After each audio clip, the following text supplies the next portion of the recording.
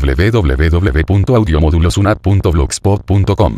Presenta, Audiomódulo, Antropología. Se realiza netamente con fines educativos, aprovechando todos los medios disponibles para mejorar los apreciamientos de los contenidos. www.audiomodulosunat.blogspot.com.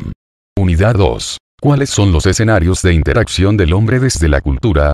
Capítulo 1. El hombre y sus circuitos simbólicos. Recordemos un poco como en la unidad anterior, conversando sobre la pregunta ¿qué es el hombre?, nos hicimos a un debate central acerca de la naturaleza humana, la sensación de incompletud y cómo la biología y la cultura se han enfrentado o terciado para resolver esa problematicidad fundamental de nuestro ser humano. Sin embargo, si nuestro cuerpo y mente son de naturaleza distinta, aún no lo aclaramos, si somos sustancia pensante y material bioquímico en interacción, tampoco lo sabemos. Lo que sí sabemos y a diario vivimos es nuestra corporalidad en un flujo de interacciones humanas situadas en escenarios que tejen contextos sociales de existencia asociados a una red de símbolos en intercambio, que convencionalmente denominamos cultura. Con ese santo seña, entramos en este capítulo, al hombre y sus circuitos simbólicos. Comenzaremos por los sistemas simbólicos de esa red, lo relacionaremos con el tema de lo virtual y lo real, avanzaremos hacia los sentidos de lo espiritual, reflexionaremos sobre el sentido de la globalización y finalizaremos con el desarrollo de la comunicación humana. Sistemas simbólicos. Los sistemas simbólicos son una red de mecanismos extracorporales articulados a la corporalidad. Mecanismos cuyo funcionamiento son códigos o estructuras de signos que constituyen los modos de relación entre las personas. De lenguaje, de art, de religión, science, is instruments of knowledge and construction of the world of the objects, Bourdieu 2068. Los sistemas simbólicos integran los miembros de una colectividad social, condicionando la reproducción del grupo mismo, es decir, las formas de pensar, actuar, sentir que se prolongarán en las distintas generaciones. Lo que evidentemente significa que las estructuras de desigualdad social o ejercicio del poder tienen como condición el poder de integración de los sistemas simbólicos. Esos esquemas de integración suponen procesos de comunicación para constituir un sentido de realidad del mundo, que incluye nuestras nociones éticas, estéticas y lógicas para nuestro accionar social. En los términos de Pierre Bourdieu, son estructuras estructurantes de las sociedades. Sin embargo, los sistemas simbólicos no son ámbitos más allá de las personas, sino que son producidos en las relaciones entre miembros de los grupos sociales. La ciencia, el arte, la religión o el lenguaje son estructuras producto de las prácticas de mucho tiempo de una colectividad. Las prácticas son las interacciones en proceso de grupos y personas para la producción simbólica. La apropiación de los recursos y los instrumentos de la producción simbólica determinará la dominación de un grupo sobre otro, por ello los grupos son terrenos de lucha por la hegemonía en la producción de bienes simbólicos, Bourdieu. 69. Los bienes simbólicos son productos de las maneras de sentir, pensar, hacer, valorar de las comunidades, que se indican en sus músicas, sus vestidos, su lenguaje, su comportamiento, sus utensilios, construcciones, etc. Entonces, recojamos lo dicho hasta ahora. Al animal humano difiere de las demás especies en que no refleja su entorno sino que lo interpreta. Esa interpretación es un producto llamado símbolo. En la sucesión de ese proceso de interpretaciones relacionadas fabricó un espacio simbólico, Lorite, 1982. Allí habita. Ese espacio puede categorizarse en sistemas distintos como la ciencia, el arte, el lenguaje, la religión. Pero los caracteriza el ser estructuras de producción de la realidad compartida por las personas de un grupo social. Carecer o poseer los instrumentos para la producción simbólica determina las relaciones de poder en el grupo, por ello hay competencia en los grupos y personas por los instrumentos de producción simbólica. Esta se indica en su proceso de circulación y consumo en bienes como músicas, libros, vestidos, arquitecturas, lenguajes, etc. Ver imagen de instrumentos en la página 48. Imagen ilustrativa. ¿Qué son los sistemas simbólicos? ¿Qué funciones realizan los sistemas simbólicos? ¿Cómo se estructuran los sistemas simbólicos para producir el orden cultural? Lo virtual. Vimos en la anterior temática el carácter simbólico del mundo cultural, vimos que es un sistema de producción de la realidad de los mundos sociales, también que esa producción cultural teje unos instrumentos, una circulación, unos bienes y un consumo, que en suma hay una economía cultural integrada al sistema económico general. Pues esa economía cultural ha activado la circulación del concepto virtual, asociado a un mundo de intercambios entre personas y materializado por las tecnologías de intercambio y comunicación. Lo virtual es una dimensión de los escenarios de relación social, pero a su vez, según Pierre Levy, representa un cambio en el orden simbólico de lo real. ¿Qué es lo virtual?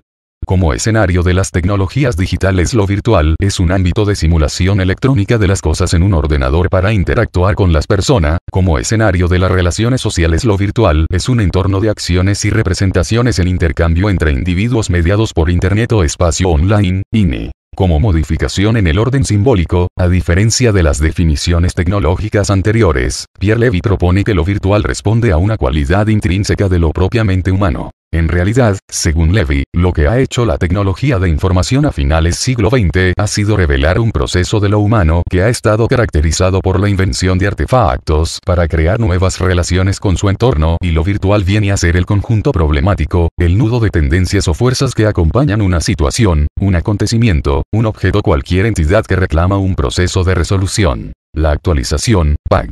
18. Ya que la manera como se resuelve lo virtual es la actualización, ese proceso lo llama Levy virtualización. La virtualización es una fuerza vital de creación. La característica de la virtualización es su heterogeneidad espacial y temporal, como los intercambios financieros, relaciones de Internet y otros.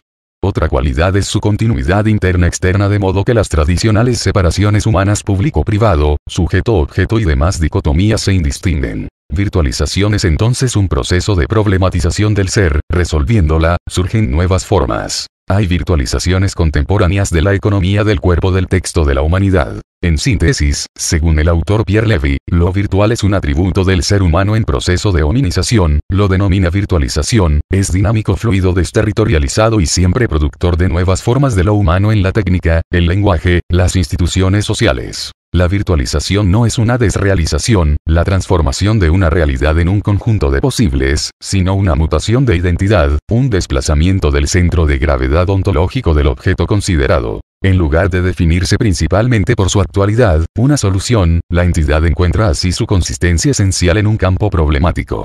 Tomemos el caso, muy contemporáneo, de la virtualización de una empresa. La organización clásica reúne a sus empleados en el mismo edificio o en un conjunto de establecimientos.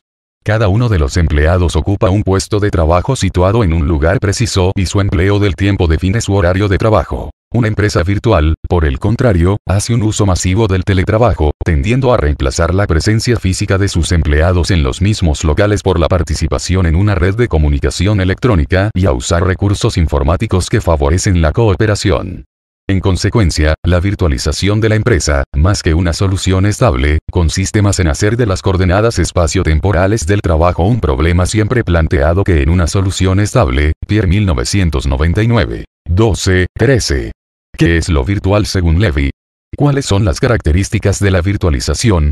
Los sentidos de lo espiritual. Como hemos visto en la lección acerca de la naturaleza del mito, este vincula la experiencia cotidiana del hombre a una narración de los orígenes que le explican al ser humano su existencia y su experiencia. El medio de los mitos es la palabra, y la palabra devela la realidad. Dutch, 1998. La narración mítica hace relato los vínculos inabarcables con lo universal de las culturas humanas, que alude o constituye los sentidos de lo espiritual y lo sagrado. En suma, la circulación de la experiencia espiritual es vital para el tejido que liga a los grupos humanos, llámese religión, nueva era, chamanismos, curanderismos, etc. El fenómeno espiritual ha sido estudiado por los antropólogos como un sistema de creencias articulados a procedimientos rituales oficiados por miembros profesionales en las culturas. Estos sistemas de creencias proveen tanto de una visión explicativa del universo, un sostén ético del cuerpo social que incluye los modos de intercambio comunales y con el ambiente, como de las funciones de legitimación social de la autoridad y las instituciones. De manera especial, el antropólogo Arturo Escobar ha diferenciado la concepción modernizante de la cultura europea, de las culturas indígenas o asiáticas, porque mientras la naturaleza se concibe en la modernidad a partir de una separación entre lo biofísico, lo humano y lo espiritual.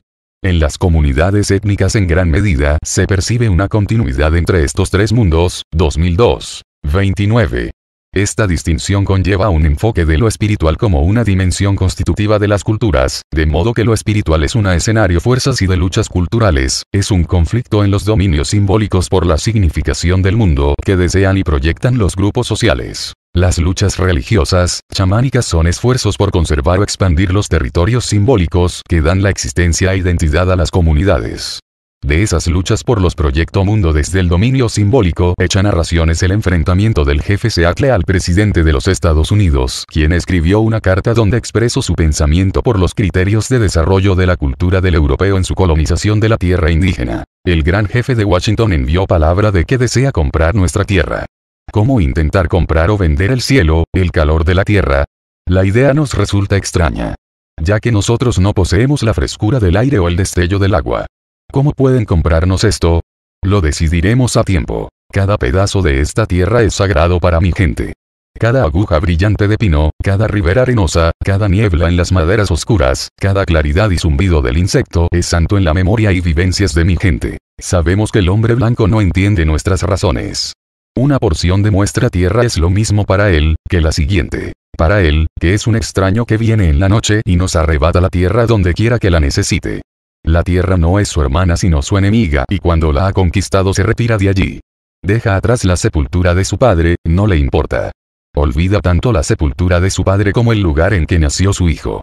Su apetito devorará la tierra y dejará detrás solo un desierto. La sola vista de sus ciudades, llenas de pánico a los ojos del piel roja. Pero quizá esto es porque el piel roja es un salvaje y no entiende. Unas pocas horas, unos pocos inviernos y ninguno de los niños de las grandes tribus, que alguna vez vivieron sobre la tierra, saldrán para lamentarse de las tumbas de una gente que tuvo el poder y la esperanza. Sabemos una cosa que el hombre blanco puede alguna vez descubrir. Nuestro Dios es su mismo Dios. Ustedes piensan ahora que lo poseen, como desean poseer nuestra tierra. Pero no puede ser. Él es el Dios del hombre y su compasión es indistinta para el blanco y para el rojo. La tierra es algo muy preciado para él, y el detrimento de la tierra es una pila de desprecios para el Creador. A los blancos les puede pasar también, quizá pronto, lo que a nuestras tribus. Continúen contaminando su cama y se sofocarán una noche en su propio desierto. Cuando los búfalos sean exterminados, los caballos salvajes amansados, la esquina secreta de la floresta pisada con la esencia de muchos hombres y la vista rosada de las colinas sazonada de la charla de las esposas, ¿dónde estará la maleza? ¿Se habrá ido? ¿Dónde estará el águila? Se habrá ido. Decir adiós al volar a cazar, la esencia de la vida empieza a extinguirse. Chief Seattle 1852. ¿Cómo interpreta la antropología lo espiritual? ¿Cuál es la significación de la carta del jefe Seattle en términos de interpretación antropológica? El sentido de mundialización y globalización. Todas las prácticas humanas se han dado y darán en el marco de su espacio social.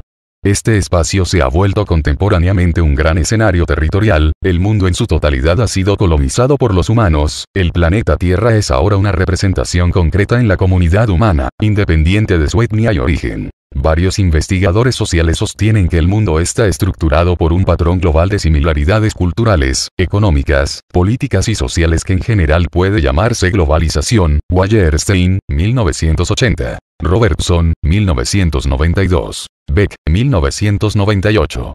Exploremos estos enfoques. La teoría del sistema mundial de Wallerstein afirma que la globalización es fundamentalmente parte de la naturaleza del capitalismo. Inició en el siglo XVI con la expansión mercantil europea y en su desarrollo, expansión y consolidación produjo un sistema mundial con una división del trabajo entre países, distribuidos en el espacio global entre países de centro, de medio y de periferia, en una pirámide social, política y cultural determinada por la desigualdad económica, de modo que la globalización es básicamente la economía mundial capitalista. Wallerstein en Beck 1998, p. 58. Por otro lado, Robertson enfatiza en que la integración manifiesta de la humanidad no es exclusivamente una homogenización cultural desde la lógica capitalista. Lo global es un acercamiento de las localidades, de este modo la globalización cultural es una multiculturalidad local, le llama a este proceso globalización. Robertson en Beck 1998, p. 79, un neologismo que integra lo local y lo global en un solo término. Este proceso significa que lo global es concretado localmente, sin lo cual es incomprensible la puesta en marcha de la globalización. Esta debe ser asida y localizada, por lo tanto, no es homogénea sino un producto de la tensión y el consenso entre las diferencias culturales. En suma, en la globalización todos nosotros somos otros al interior de nosotros. Por su parte, Ulrich Beck propone distinguir la globalidad, el globalismo y la globalización. La globalidad alude a la idea de una sociedad mundial, condición sin la cual no se puede pensar el hombre, sociedad definida como una pluralidad sin unidad. Beck, 1998, p. 31. El globalismo es una falsa imagen monocausal de lo global desde lo económico. Lo global sería un mercado mundial donde supone que toda actividad humana puede ser leída como una empresa y así administrada y gestionada. La globalización es un proceso pluridimensional, ecológico, cultural, político y social, involucra a los estados y es un conjunto de procesos en virtud de los cuales se entremezclan e imbrican mediante actores transnacionales, y vid. 29. Concluyamos entonces que la globalización puede ser entendida como un conjunto de procesos económicos, culturales, sociales y ecológicos vividos en las sociedades actuales, marcado por un tejido de interdependencias simbólicas y materiales estructuradas por las tecnologías de información y comunicación y movilizada por agentes transnacionales. ¿Qué enfoques existen sobre la globalización? ¿Qué dimensiones tiene la globalización? La comunicación humana. Hasta el momento hemos abordado los temas de lo simbólico, lo espiritual, lo virtual, la globalización como sentidos u orientaciones significativas de los circuitos de interacción humana, pues por último abordaremos en este capítulo un tema fundamental de la estructura de esos circuitos: la comunicación humana. La palabra comunicar refiere en principio a ser común, comunicar entonces es un hecho social y los seres humanos han hecho sus sociedades comunicándose entre sí. La aparición del lenguaje suscita controversias entre teóricos sociales, pero en general se asegura que la necesidad de la coordinación en convivencias de grupos y manadas hizo emerger sistemas de señales que progresivamente adquirieron características abstractas hasta volverse grafemas y símbolos con un sistema de reglas autónomas para producir nuevos signos y significados comunicables. Los antropólogos norteamericanos Sapir y Whorf creen que los lenguajes de cada cultura determinan la realidad de lo que perciben sus miembros. El lenguaje no es entonces exclusivamente un medio de comunicación como un instrumento, sino que a la vez es el lugar de la comunidad y la cultura. Por ello la comunicación humana es inseparable de sus tecnologías, porque las tecnologías son el cuerpo práctico de la relación material de sus pensamientos con los entornos sociales y naturales. Por ello cada cultura es una forma de pensamiento hecha lenguaje y concretada por su tecnología. He aquí un ejemplo de los antropólogos Sapir-Whorf de la etnia Hopi. El Hopi concibe el tiempo y el movimiento en el reino objetivo en un sentido puramente operacional, una cuestión de complejidad y magnitud de las operaciones que conectan hechos, de forma que el elemento de tiempo no se separa del elemento de espacio que entra a formar parte de la operación, cualquiera que sea aquel. Dos acontecimientos del pasado ocurrieron hace mucho tiempo. La lengua Hopi no tiene ninguna palabra equivalente a nuestro tiempo, cuando entre ellos han ocurrido muchos movimientos periódicos físicos en forma tal que se haya recorrido mucha distancia, o que se haya acumulado una gran magnitud de manifestación física en cualquier forma. El Hopi, con su preferencia por los verbos, en contraste con nuestra propia preferencia por los nombres, convierte perpetuamente nuestras proposiciones sobre las cosas, en proposiciones sobre los acontecimientos. Lo que ocurre en un pueblo distante sí es actual, objetivo, y no es una conjetura, subjetivo, solo puede conocerse aquí más tarde. Si no ocurre en este lugar, no ocurre tampoco en este tiempo. Ocurre en aquel lugar y en aquel tiempo.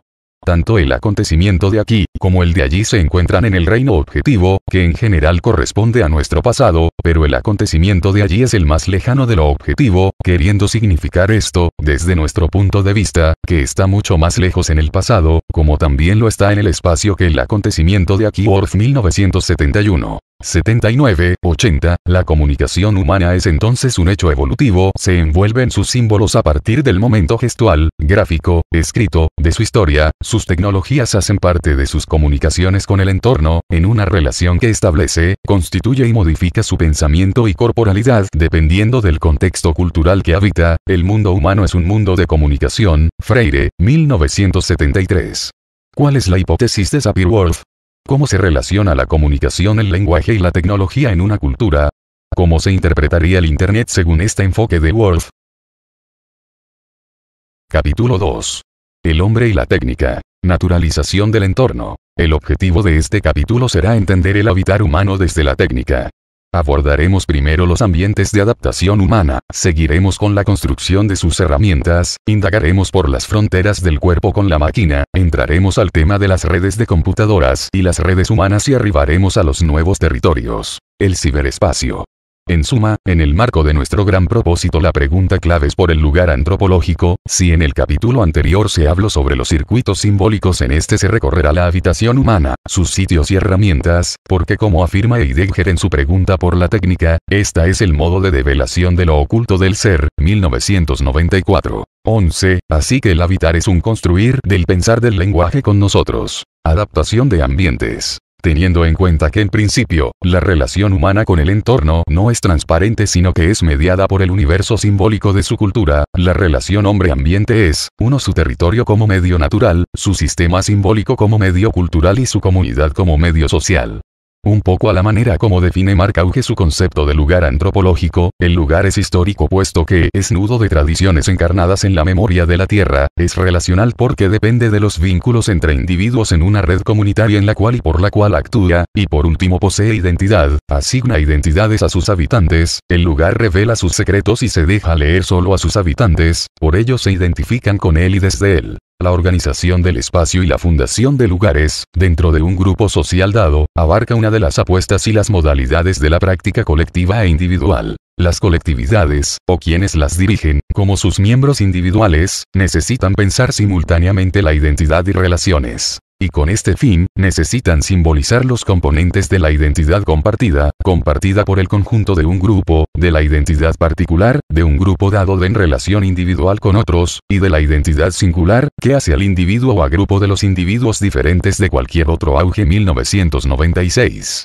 51. Por otro lado, Echeverría, antropólogo español, propone una teoría de tres entornos. Consiste en que los procesos de hominización se pueden estructurar en tres hábitats básicos. El entorno natural, que supone una relación cuerpo-entorno directa mediada únicamente por artefactos orgánicos. El entorno urbano o segundo entorno marca una relación artefacto-medio, se ha complejizado la artificialidad de los medios de acción con el espacio y multitud de artefactos físicos hacen puente, conectan al hombre con su medio. Y arguye que estamos en el tercer entorno al que llama telepolis, cuya característica es que son redes electrónicas y de información las que median las relaciones con el entorno sin necesidad del hábitat natural. Echeverría, Pag.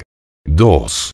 Cada uno de los entornos se define por ser una interrelación e interacción del hombre con su contexto, dependiendo de la distancia física de aquella interconexión. Los grupos humanos entonces han ido apropiándose de sus medios físicos desde sus procesos de interrelación, construyendo no solo una respuesta adaptativa, sino también una esfera de artificialidad con su cultura. Humanizó los bosques, las montañas, los ríos. Pero también ha urdido redes de ciudades y ahora con las redes telemáticas ha consolidado mundos al interior de los mundos natural y urbano, que llama ciberespacio sostenido por las redes de computadoras mundial. ¿Qué es un lugar antropológico y cuál es su característica según Augé? ¿Cuáles son los tres entornos humanos según Echeverría? Construcción de herramientas. De la piedra al computador, el hombre ha usado instrumentos para relacionarse con el entorno. La tecnología como producto cultural de cada grupo humano se desarrolló como un cuerpo de haceres y procedimientos articulados a instrumentos con poder de transformación de la vida humana. La técnica es un saber hacer y es un medio para lograr fines, señala Heidegger. Así, la técnica es tanto una herramienta como una práctica humana. Heidegger. 1994. No es posible desligar los modos de proceder de una cultura de las herramientas que utiliza, por ello más que una línea evolutiva desde lo bárbaro a lo civilizado, la herramienta es un testimonio de los caminos seguidos por una cultura para resolver sus relaciones con el medio. Desde hace 1 millón de años se documentan los primeros piedras utilizadas por homínidos como herramientas, de entonces el dominio sobre el fuego, la domesticación de la tierra y los animales, la aparición de la rueda, el invento de la escritura, la brújula, el ábaco entre los chinos, la máquina de vapor en la revolución industrial y el computador en era contemporánea, configuran una infinidad de líneas de complejidad en el desarrollo de la técnica humana. Ducasse, 1985. Pero reiteremos, la técnica tiene dos versiones: el instrumento y el procedimiento. Por ejemplo, el taylorismo no es propiamente una herramienta sino un modelo de procedimientos, pero sin el cual la industrialización y producción en serie de la modernidad no sería posible. Por otro lado, como indica Maslich, la herramienta ha coevolucionado con el animal humano. Maslich, 1967, en la revolución industrial se transformó en máquina que fabrica herramientas. Más tarde aparecieron los sistemas informáticos, que son máquinas de procedimientos o lógicas, con soportes instrumentales. Los hardware. Restaría un siguiente paso evolutivo para estas máquinas de información, y sería que se creasen en sí mismas lo que hace parte de la llamada inteligencia artificial. En conclusión, la tecnología conforma una interrelación activa que los antropólogos llaman sistemas sociotécnicos, término que un principio fue utilizado por la industria para designar la relación máquina-obrero. El antropólogo Gunther Ropohl reseña la teoría de los sistemas sociotécnicos en su artículo Philosophy of the Socio-Technical Systems. La noción del sistema sociotécnico fue creada en el contexto de estudios de trabajo por el Instituto de Tavistock en Londres sobre el final de los años 50. El concepto del sistema sociotécnico fue establecido para enfatizar la correlación recíproca entre los hombres y las máquinas y para fomentar el programa de formar las condiciones técnicas y sociales del trabajo, de una manera tal que la eficacia y la humanidad no se contradijeran más. El punto de partida para diseñar una teoría de sistemas sociotécnicos es la observación de que apenas existe una comprensión general de la sociedad técnica. Esto se aplica a la gente común así como a especialistas. Particularmente, los ingenieros tienden a no hacer caso de las preocupaciones sociales de su trabajo, y los científicos sociales, por otra parte, no saben mucho sobre tecnología y son renuentes a considerar la realidad artificial de objetos técnicos. Esa es la razón por la que conviene a la teoría de los sistemas.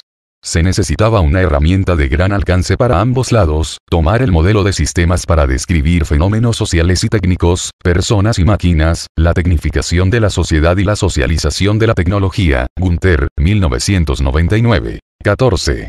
¿Cómo se divide la técnica? ¿Qué es la técnica para Heidegger? ¿Qué es un sistema sociotécnico?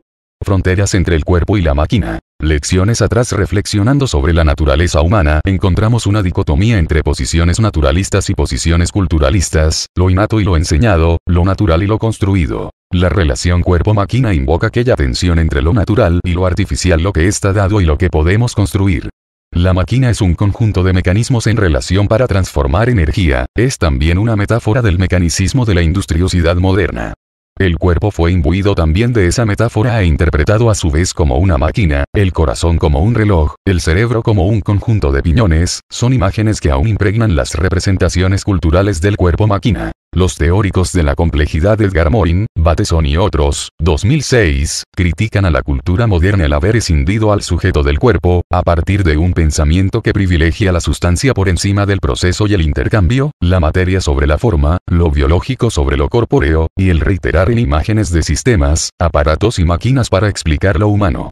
La antropología del cuerpo afirma que la modernidad exigió como premisa para el cuerpo su separación de la metafísica, de la comunidad, de sí mismo, porque no se es un cuerpo, se posee un cuerpo. Breton, 1995. 7. Foucault estableció como en la historia de la medicina fue indispensable para su saber construir una representación del cuerpo ajena al sujeto que posibilitara la práctica y su intervención. Ese devenir de la relación del cuerpo y la máquina en la cultura occidental ha sido propio de ella y nutrido de metáforas particularmente dramáticas. Recordemos al Frankenstein de la escritora inglés Mary Shelley. Frankenstein es un producto de la obsesión de un científico por crear una vida consciente, pero una vez Frankenstein sale de su laboratorio, se enfrenta al desprecio y la persecución de la comunidad que lo ve como un monstruo. El sufrimiento asola a Frankenstein, quien es la imagen humana misma de la incomprensión del otro, un producto contrahecho de sí mismo. Frankenstein es la representación del humano contra sí mismo. Este mismo tema enfrenta en lo contemporáneo a los partidarios de la tecnología con sus críticos, Reinhold, Levy, Derry, Serres, Latour, Serres, 1995. 18. Teóricos del ciberespacio creen positivamente en el hipercuerpo generado por la virtualidad tecnológica, en las inteligencias colectivas de las tramas gestionadas por las redes electrónicas, en el futuro de una feliz hibridación del cuerpo con la máquina. El argumento central se funda en que no hay tal distinción de naturaleza cuerpo-máquina. Una abundante producción cultural de estas culturas tecnológicas está en la televisión, en el cine. Las historias nos muestran que las máquinas no son enemigos sino nuestro más íntimo aliado. Sus críticos como Virilio, Huxley, en cambio, observan cómo las tecnologías desmaterializan los cuerpos al espacio y se ponen al servicio del control político y social. Las máquinas son una forma eficiente del poder, alienando y deshumanizando a los sujetos, enfatizan la aparente neutralidad política de las tecnologías de comunicación. La aldea global es en realidad un control globalizado de pocos sobre muchos, los cuerpos se despedazan en órganos mercancía y el sí mismo es una identidad fabricada según modelos de consumo mediático. En suma, el proyecto de las máquinas está ligado a una cultura que privilegia la fragmentación, la individuación y la separación como formas de domesticación. Como vemos, este enfrentamiento entre tecnófobos tecnófilos es una tensión del humano con la máquina, que al fin y al cabo es el hombre mismo. La máquina, afirma Bruno Latour, Serres, 1995, es una mediación de otra mediación, es decir, el hombre es el límite mismo, o como afirma Foucault, el cuerpo del hombre siempre la mitad posible de un atlas universal, 1968. 31. ¿Cuál es el debate entre el hombre y la máquina? ¿Qué argumenta una y otra posición? Las redes humanas y las redes de computadoras. Las redes de computadoras y las redes humanas tienen en común una estructura, la red. Los teóricos sociales concuerdan en cualificar la sociedad actual con una estructura reticular, llámese sociedad de la información, sociedad del conocimiento, sociedad informacional. Tienen como soporte estructural, en conclusión del sociólogo español Castells, la sociedad, red. La imagen clásica de las sociedades como pirámides estáticas o edificio de columnas institucionales, cuyas clases sociales realizaban piso a piso una arquitectura jerarquizada y centralizada, ha entrado en fuerte confrontación con una imagen de nodos flexibles heterogéneos interconectados por segmentos. Aquí y ahora no son ni se presumen, sino que acontecen determinados por la duración de la acción social. Manuel Castells argumenta que la sociedad informacional es sociedad red y que condición está estructurada, soportada y tejida por las redes de computadoras mundial. Internet. Internet es un hecho no técnico sino sociotécnico y espacio de flujos e interacciones donde se procesan transacciones financieras, culturales, sociales o políticas. En suma, se procesa la humanidad entera. Internet tiene una historia de 20-30 años y fue originada como un proyecto militar llamado ARPANET en los Estados Unidos, pero fue evolucionando hasta hacerse la trama vital de los intercambios económicos de los mercados contemporáneos. La fundamental conclusión de Castells es que Internet expresa la sociedad, la red de computadoras mundial es la sociedad red. Expresa los procesos sociales, los intereses sociales, los valores sociales, las instituciones sociales. ¿Cuál es, pues, la especificidad de Internet, si es la sociedad? La especificidad es que constituye la base material y tecnológica de la sociedad red, es la infraestructura tecnológica y el medio organizativo que permite el desarrollo de una serie de nuevas formas de relación social que no tienen su origen Internet, que son fruto de una serie de cambios históricos, pero que no podrían desarrollarse sin Internet. Esa sociedad red es la sociedad que yo analizo como una sociedad cuya estructura social está construida en torno a redes de información a partir de la tecnología de información microelectrónica estructurada en Internet. Pero Internet en ese sentido no es simplemente una tecnología. Es el medio de comunicación que constituye la forma organizativa de nuestras sociedades, es el equivalente a lo que fue la factoría en la era industrial o la gran corporación en la era industrial. Internet es el corazón de un nuevo paradigma sociotécnico que constituye en realidad la base material de nuestras vidas y de nuestras formas de relación, de trabajo y de comunicación. Lo que hace Internet es procesar la virtualidad y transformarla en nuestra realidad, constituyendo la sociedad red, que es la sociedad en que vivimos. Castells, 2001. 16. La relación, entonces, entre las redes humanas y las computadoras no es analógica sino que son aspectos integrados de un mismo proceso de interrelación de la humanidad con las redes tecnológicas. Preguntas para resolver. ¿Qué es la sociedad red? ¿Cuál es la importancia de Internet para la sociedad red? ¿Cuál es la relación entre redes de computadoras y redes humanas? Nuevos territorios. El ciberespacio. Los grupos humanos han ocupado el espacio durante milenios, se han desplazado por él, lo han usado, adaptado, transformado y asentado en él. Los animales humanos son animales terrestres, de tierra, requieren un piso sólido donde poner sus pies, aun cuando hayan colonizado los mares en barcos, o las orillas de los ríos, o los aires, su hábitat fundamental es la solidez de la tierra. A pesar de millones de años de evolución, solo puede asentarse en un lugar sólido. Cuando la tierra tiembla siente pánico e indefensión, por ello además los grupos humanos se encariñan y ponen su afecto por el lugar donde habitan, que generalmente es el lugar de sus ancestros, de sus amistades, de sus dioses, sus miedos y sus valores sagrados. En suma, se apropian, como afirma Mark Auge, relacional, histórica e identitariamente con el espacio habitado o territorio. Auge, 1996. ¿Qué significa entonces interpretar las redes telemáticas como un espacio y además como un territorio? Algunos antropólogos, Pierre Levy, Donna Haraway, la socióloga Christine Heine, consideran que es un nuevo territorio y acogieron el término ciberespacio formulado por el novelista de ciencia ficción William Gibson, para designar esta nueva forma de apropiación del espacio en las redes electrónicas. Gibson lo define así en su novela The Neuromancer. Una alucinación consensual experimentada diariamente por billones de legítimos operadores, en todas las naciones. A los niños se les enseñan conceptos matemáticos. Una representación gráfica de datos extraída de los bancos de cada ordenador en el sistema humano, de una complejidad inimaginable. Líneas de luz en el non-space de la mente, agrupaciones y constelaciones de datos. Como luces de la ciudad, retrocediendo en la distancia, Gibson 1997. 69, 70, Pierre Levy sostiene una teoría de los territorios según la cual existen 4 espacios: el de la Tierra, el planeta en el que ha vivido el hombre por siglos. 1. El territorio expandido desde hace 11.000 años, desarrollando la agricultura, las ciudades, el estado en expansión de ordenación geográfica, física y social. 2. El espacio de las mercancías, el tejido por los intercambios de objetos de valores, trabajadores, técnicas, sistemas de producción, etc. Y el espacio del saber no realizado pero virtual, no tiene lugar pero es espacio de fuerzas del pensamiento.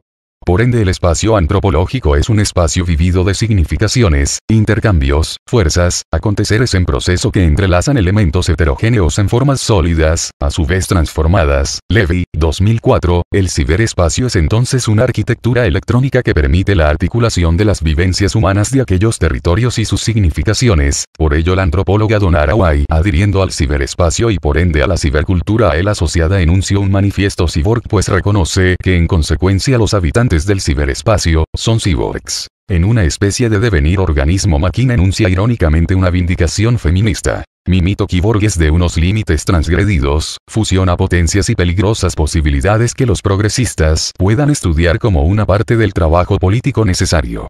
Una de mis premisas es que la mayoría de América y las feministas socialistas ven profundizado dualismos de la mente y el cuerpo, animal y máquina, idealismo y materialismo en las prácticas sociales y artefactos físicos asociados con alta tecnología y la cultura científica. Desde One Dimensional Man, Marcuse, 1964, a la muerte de la naturaleza, Merchant, 1980, los recursos analíticos desarrollados por progresistas han insistido en el necesario dominio de la técnica y nos recuerda a un imaginado cuerpo orgánico que integra nuestra resistencia. Otra de mis premisas es que la necesidad de unidad de las personas que tratan de resistir a todo el mundo la intensificación de la dominación nunca ha sido más aguda. Pero es un poco perverso el cambio de perspectiva. Tal vez sea mejor que podamos crear nuevos significados, así como otras formas de poder y el placer en las sociedades tecnológicamente mediadas. Haraway 1991. 154. ¿Cuál es la teoría de los 4 espacios de Pierre Levy? ¿Qué es el ciberespacio? ¿Cuál es la denuncia del manifiesto de Haraway? Capítulo 3. El hombre y sus construcciones de identidad. En este capítulo abordaremos el tema de la identidad en los seres humanos. Nuestro objetivo consistirá en reconocer algunos escenarios donde se construyen las identidades. Por ello comenzaremos con las relaciones de género, continuaremos con los sistemas de regulación. Para entrar en los sistemas económicos y de mercado, nos preguntaremos por los sistemas de reproducción y construcción de cultura, y finalizaremos con los territorios culturales. Este capítulo final sobre los escenarios de interacción del hombre procura rodear la envoltura más íntima de la humanidad. Sus identidades, su masculinidad o feminidad, su autonomía o dependencia, los límites del comercio de sus valores, el modo como construye su sentir y su aprender, el lugar donde acumula su memoria, su hacer, sus deseos, en fin, lo otro y lo mismo, en la identidad humana, es la meta. Las relaciones de género. La identidad ha sido entendida de manera esencialista. Las sociedades contemporáneas en cambio la involucran en una red de relaciones de significación y consistencia fluida. Karate, 1994.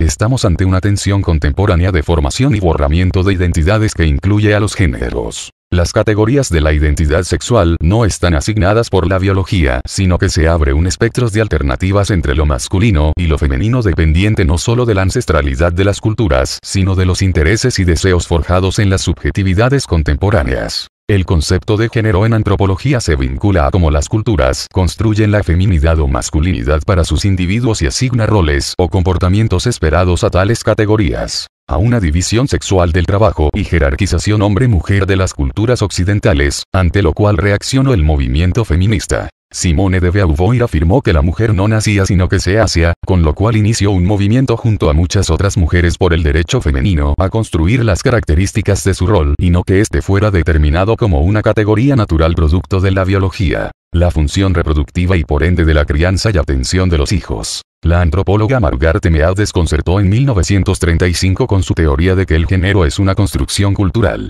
Luego de su estudio en sociedades de Nueva Guinea, encontró que no todas las sociedades se organizan patriarcalmente como las culturas occidentales, de modo que las formas de sujeción asignadas por las funciones del género no son naturales y por ende modificables y elegibles en el marco del deseo de los sujetos. A continuación, un fragmento de la investigación. Ahora hemos considerado detalladamente las personalidades aprobadas de cada sexo entre 3 personas primitivas.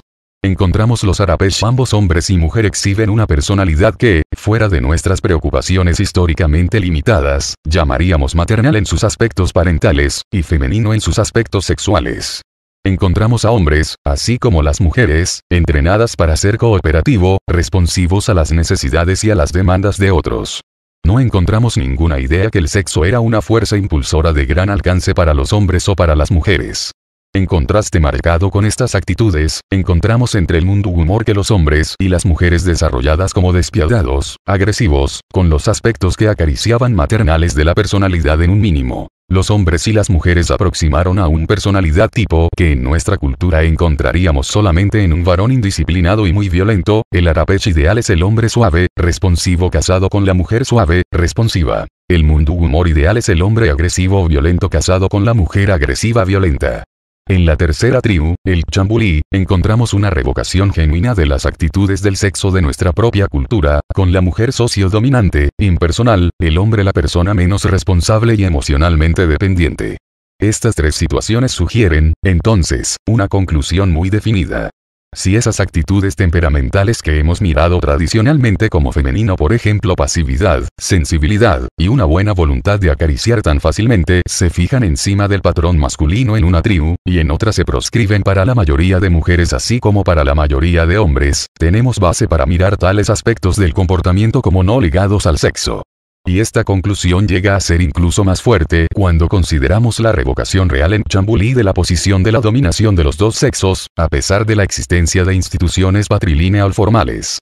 El material sugiere poder decir que muchos, si no todos los, rasgos de la personalidad que hemos llamado masculinos o femenino, se ligan tan ligeramente al sexo como es la ropa, las maneras, y la forma que una sociedad en un periodo dado asigna a cualquier sexo. Cuando consideramos el comportamiento del hombre típico de Mundu Humor o de la mujer típica de Arapesh del hombre o de la mujer según lo puesto en contraste, la evidencia está de forma aplastante a favor de la fuerza del condicionamiento social. De ninguna otra manera podemos explicar la uniformidad casi completa con la cual los niños de Arapesh se convierten en contentos, pasivos, mientras que los niños de Mundu Humor se convierten como característico en personas violentas, agresivas, inseguras. Solamente al impacto del conjunto de la cultura integrado sobre el niño puede informarnos de los tipos que ponen en contraste. No hay otra explicación de la raza, o dieta, o la selección que se pueda aducir para explicarlos. Nos fuerzan concluir que la naturaleza humana es casi infinitamente maleable, respondiendo exactamente a las condiciones culturales. Mead, 1952, p. 38 que encontró Mead en las sociedades de Nueva Guinea. ¿Qué significado tiene que el género sea una construcción cultural? Sistemas de regulación. Las relaciones entre personas y sus comportamientos son habitualmente modulados por un conjunto de regulaciones, originadas en sus tradiciones, sus reglas, su sentido ético. Ello implica que estas regulaciones varían según lugar y época de cada grupo humano y por ende de su cultura. La capacidad para crear y darse sus propios sistemas de regulación en los grupos humanos determina la autonomía de las culturas respecto de otras y por ello la hegemonía de una cultura sobre otra origina el conflicto político entre los pueblos y naciones. La teoría del pluralismo jurídico sostenida en el multiculturalismo sostiene que no existe un orden jurídico universal, toda vez que cada cultura produce un orden correspondiente a su sistema de creencias y su práctica territorial. Santos, 2004. Sin embargo, los estados lo son en tanto mantienen el monopolio del orden jurídico. 2 órdenes en un mismo territorio son 2 estados, por lo tanto un conflicto que se resolverá por vía de la violencia. La investigadora Christine Inglis hace una definición del multiculturalismo. Multicultural se utiliza a referir a la existencia de los segmentos de étnico o racial diversos en la población de una sociedad o de un estado. Representa una opinión que tales diferencias tienen cierta significación primario-social debido a diferencias culturales percibidas, que estos se asocian sin embargo con frecuencia a las formas de diferenciación estructural. Las agrupaciones étnicas exactas que existen en un Estado, la significación de la pertenencia étnica para la participación social en instituciones societal y los procesos con los cuales se construye y se mantiene la diferenciación étnica pueden variar considerablemente entre los estados individuales, y en un cierto plazo. El multiculturalismo enfatiza que reconocer la existencia de la diversidad étnica y asegurar los derechos de individuos de conservar su cultura debe ir de común acuerdo con gozar de total acceso, la participación, y la adherencia a principios constitucionales y valores comúnmente compartidos que prevalecen en la sociedad.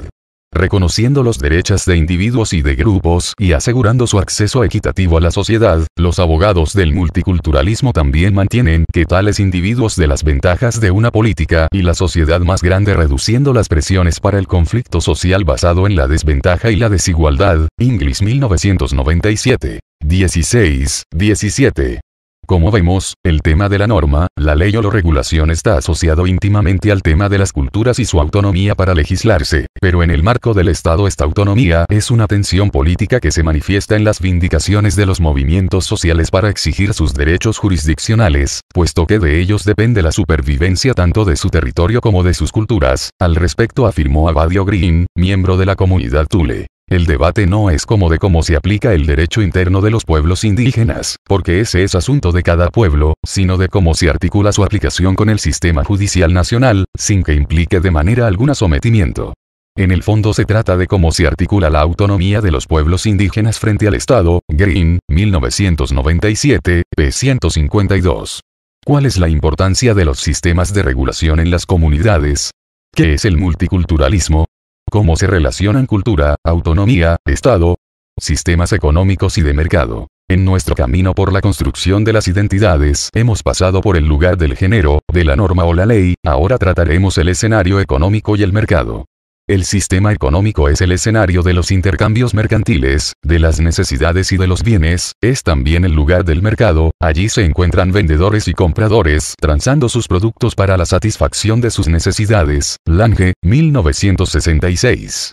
Los grupos humanos han intercambiado bienes o valores desde hace milenios, de hecho ha sido un modo constitutivo de los lazos sociales para la configuración de los entramados colectivos, pero la característica principal del modo de intercambio capitalista consiste en que la producción de bienes es un fin en sí mismo, se producen mercancías para producir más mercancías, y el grado diferencial de posesión de mercancías determina grados desiguales de ejercicio de poder las sociedades. Lange, 1966, con la globalización se ha expandido el consumo, de modo que los pueblos y sus culturas están inevitablemente vinculados a este modo de economía y las identidades se ven amenazadas. Las culturas se enfrentan a un dilema entre la supervivencia y la desaparición, pues en formidable salto de las sociedades industriales a las sociedades de la información, el mercado se ha desmaterializado a tal punto que allí se transan como mercancías, saberes culturales, símbolos culturales, etc. Si los pueblos no comercian con sus culturas desaparecerían, pero si lo hacen también puede ocurrir. Por ello la teoría de los estudios culturales considera que las identidades de los ciudadanos en América Latina se construye estratégicamente en el consumo en identidades fragmentarias. García, 1995, finalmente es el investigador español Manuel Castells quien en su obra La Era de la Información nos hace un análisis de la cualidad de esta forma económica actual. Cada modo de desarrollo tiene un principio determinado de funcionamiento estructural, que se organiza alrededor de los procesos tecnológicos. El industrialismo se orienta hacia el desarrollo económico, este se dirige hacia la maximización del producto. El informacionalismo se orienta hacia el desarrollo tecnológico, es decir, hacia la acumulación del conocimiento y los grados más elevados de complejidad en el tratamiento de la información. Aunque más elevados grados de conocimiento usualmente dan por resultado grados más altos del producto por unidad, la búsqueda del conocimiento y la información es lo que caracteriza a la función de la producción tecnológica en el informacionalismo. Por lo tanto, los modos del desarrollo conforman todo el alcance de la conducta social, incluyendo por supuesto la comunicación simbólica. Como el informacionalismo se basa en la tecnología del conocimiento y de la información, en el modo del desarrollo informacional existe una conexión especialmente estrecha entre la cultura y las fuerzas productivas, entre el espíritu y la materia. De él se deduce que debemos esperar el brote histórico de nuevas formas de interacción, control y cambio de artículos para la incorporación. Castells, 1998. 12. El cambio cultural entonces está orientado por los nuevos modos de desarrollo económico. En este sentido, las culturas agencian estrategias de resistencia, incorporación y circulación de sus propios modos simbólicos para garantizar su existencia. ¿Cuál es el impacto del mercado en la identidad? ¿Cuáles son los modos de desarrollo del capitalismo? ¿Qué significa para una cultura el intercambio en la globalización? Sistemas de reproducción y construcción de cultura. Lo cultural vincula y relaciona de manera flexible a las personas en un territorio, un sistema simbólico y unas prácticas, pero lo cultural en tanto proceso se recrea y se reproduce. Esta imagen, afirman los investigadores sociales del poscolonialismo, Mignolo, Mendieta, Catro, Said y otros, no es abstracta sino espacial o cartográfica, de modo que una cultura al reproducirse territorializa e incorpora lo nuevo, pero también puede ser desterritorializada por otras culturas. Desde este punto de vista, los autores poscoloniales sostienen que el colonialismo es una práctica transhistórica. Alejandro Magno fue una territorialización griega. Se modifican las formas de colonialismo, pero colonizar es una práctica de culturas poderosas para hegemonizar territorios. Esta práctica supuso en el caso de Latinoamérica no solo una apropiación de espacios geográficos, sino un desplazamiento de los sistemas simbólicos de las comunidades. Al cabo, el colonialismo moderno en su retirada geográfica en el siglo XX construyó en las narrativas sujetos subalternos. El subdesarrollado incluye a los campesinos, los indígenas, las mujeres, etc. Castro, 1994. En suma, la reproducción de una cultura es una práctica de territorialización en los propios y en los ajenos, colonizando sus vidas y sus espacios. Esa dinámica se realiza mediante una red de dispositivos políticos, sociales, bélicos y discursivos donde los colonizados mismos, al cabo, son agentes de su propio colonizaje. Para ello, la universidad cumple una función esencial en la reproducción de la hegemonía. Arturo Escobar, en su texto Mundos y Conocimientos de Otro Modo, dice al respecto: el antropocentrismo se relaciona con el logocentrismo y el falocentrismo, definidos aquí simplemente como el proyecto cultural de regir el mundo según principios racionales desde la perspectiva de un sentido eurocéntrico masculino, en otras palabras, construyendo un mundo allegado, pedido, racional y fiable. El logocentrismo ha alcanzado niveles sin precedentes con la economía y la tecnificación extremos del mundo. Lev 2000. La modernidad, por supuesto, no tuvo éxito en constituir una realidad total, sino que decretó un proyecto que totalizaba y tenía como objetivo la purificación de las órdenes, separación entre nosotros y ellas, naturaleza y cultura, aunque inevitable solamente produjo a los híbridos de estos contrarios a lo largo del camino. Por ello, la sentencia que nunca hemos sido modernos, de Bruno Latour, 1993, Escobar 2003. 56.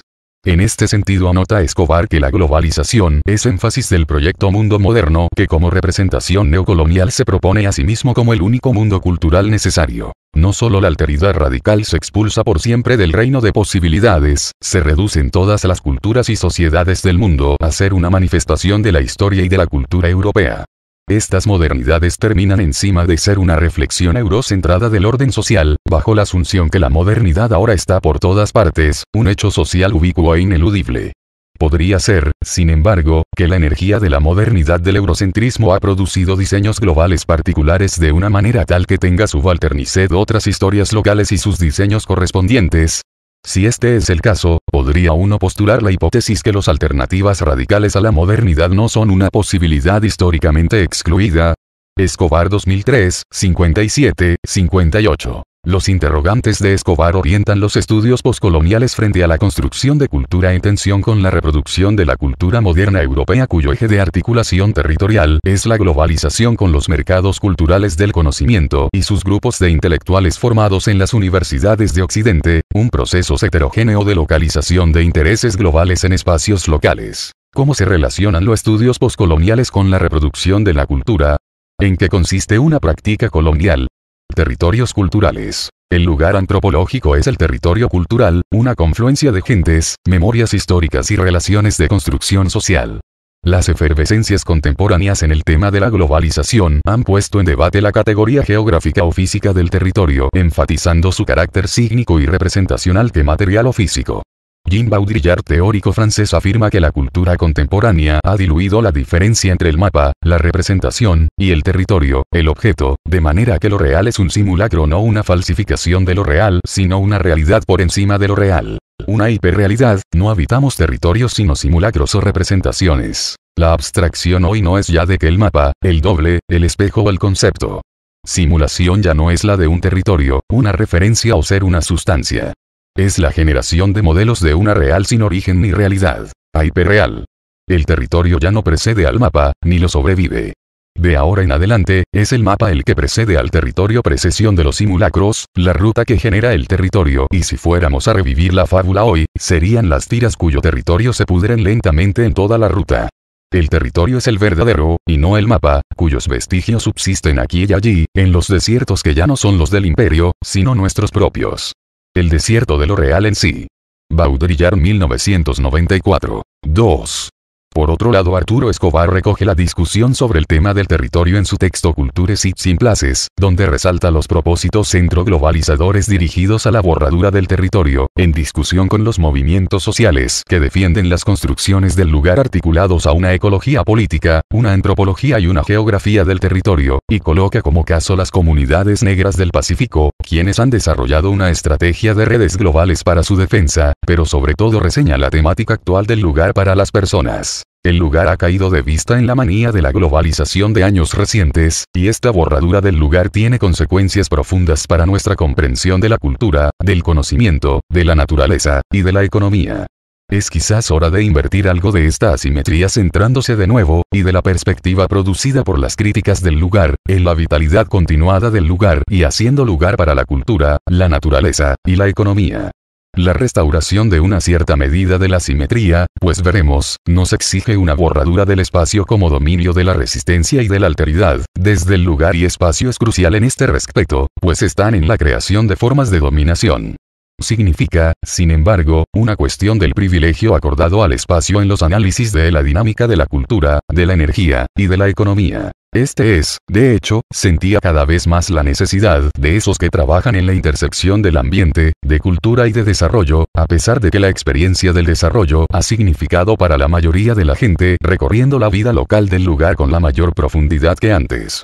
No solo enfrentan a los eruditos y a los activistas en estudios ambientales con los movimientos sociales que mantienen comúnmente una referencia fuerte al lugar y al territorio, sino que afirma con la realización cada vez mayor que cualquier línea de conducta alternativa debe considerar el lugar basado en un modelo de la naturaleza, de la cultura y de la política.